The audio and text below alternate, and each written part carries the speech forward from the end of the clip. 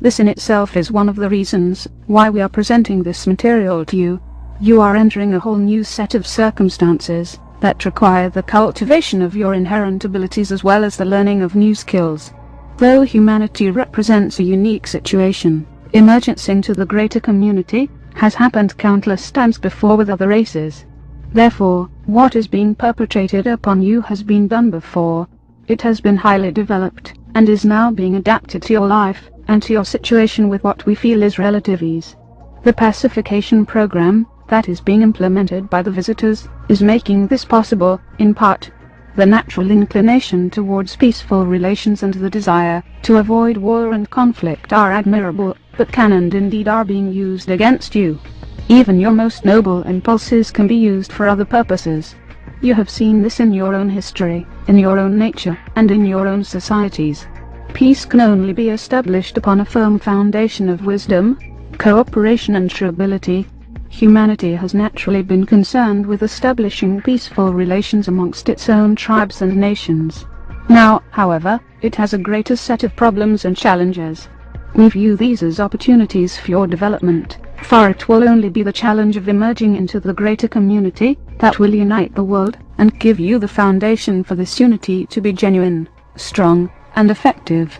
Therefore, we come not to criticize your religious institutions, or your most fundamental impulses and values, but to illustrate how they are being used against you by those alien races who are intervening in your world. And, if it is within our power, we wish to encourage the right employment of your gifts and your accomplishments for the preservation of your world, your freedom and your integrity as a race within a greater community context. The visitors are fundamentally practical in their approach. This is both a strength and a weakness. As we have observed them, both here and elsewhere, we see that it is difficult for them to deviate from their plans. They are not well adapted to change, nor can they deal with complexity very effectively. Therefore, they carry out their plan in an almost careless manner, for they feel that they are in the right, and that they have the advantage. They do not believe that humanity will mount resistance against them, at least not resistance that will affect them greatly, and they feel that their secrets and their agenda are well preserved, and are beyond human comprehension. In this light, our activity in presenting this material to you makes us their enemies, certainly in their sight. In our sight, however, we are merely attempting to counter their influence, and to give you the understanding that you need, and the perspective that you must rely upon to preserve your freedom as a race, and to deal with the realities of the greater community.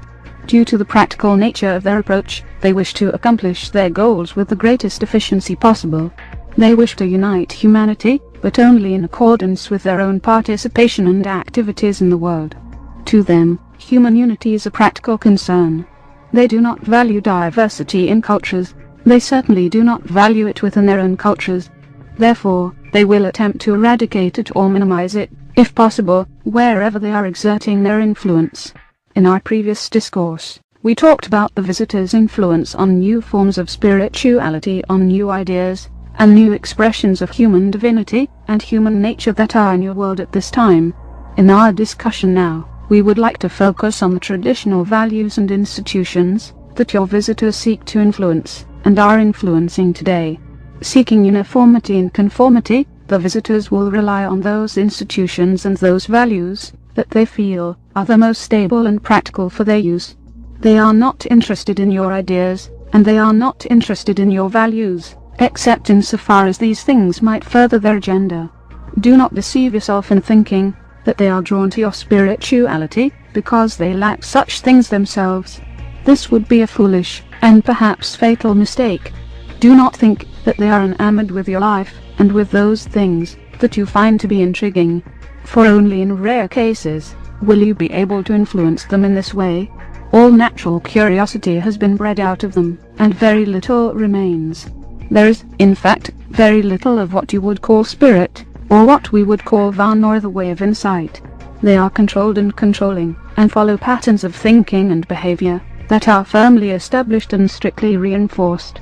They might seem to empathize with your ideas, but it is only to gain your allegiance. In traditional religious institutions in your world, they will seek to utilize those values and those fundamental beliefs that can serve in the future to bring you into allegiance to them. Let us give you some examples, born both of our own observations, and of the insight that the unseen ones have given us over time. Much of your world follows the Christian faith. We think this is admirable, though it is certainly not the only approach to the fundamental questions of spiritual identity and purpose in life. The visitors will utilize the fundamental idea of allegiance to a single leader, in order to generate allegiance to their cause. Within the context of this religion, the identification with Jesus the Christ will be greatly utilized. The hope and the promise of his return to the world offers your visitors a perfect opportunity, particularly at this turning point in the millennium. It is our understanding that the true Jesus will not return to the world, for he is working in concert with the unseen ones, and serves humanity and other races as well. The one who will come claiming his name will come from the greater community. He will be one who is born and bred for this purpose by the collectives that are in the world today. He will appear human, and will have significant abilities compared to what you can accomplish at this moment. He will seem completely altruistic. He will be able to perform acts that will engender either fear or great reverence. He will be able to project images of angels, demons, or whatever his superiors wish to expose you to. He will seem to have spiritual powers. Yet he will come from the greater community, and he will be part of the collective. And he will engender allegiance to follow him. Eventually, for those who cannot follow him, he will encourage their alienation or their destruction. The visitors do not care how many of your people are destroyed so long as they have a primary allegiance amongst the majority. Therefore, the visitors will focus on those fundamental ideas that give them this authority and influence. A second coming, then, is being prepared by your visitors. The evidence of this, we understand, is already in the world. People do not realize the presence of the visitors, or the nature of reality in the greater community, and so they will naturally accept their prior beliefs without question, feeling that the time has come for the great return of their Savior and their teacher.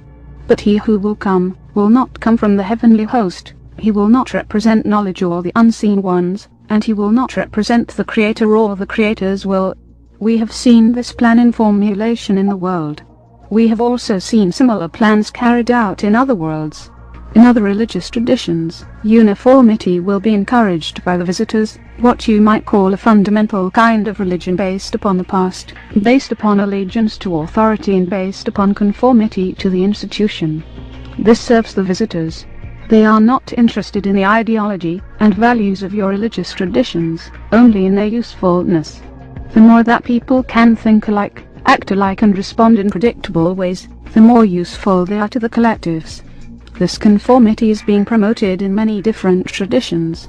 The intent here is not to make them all the same, but to have them be simple within themselves. In one part of the world, one particular religious ideology will prevail. In a different part of the world, a different religious ideology will prevail.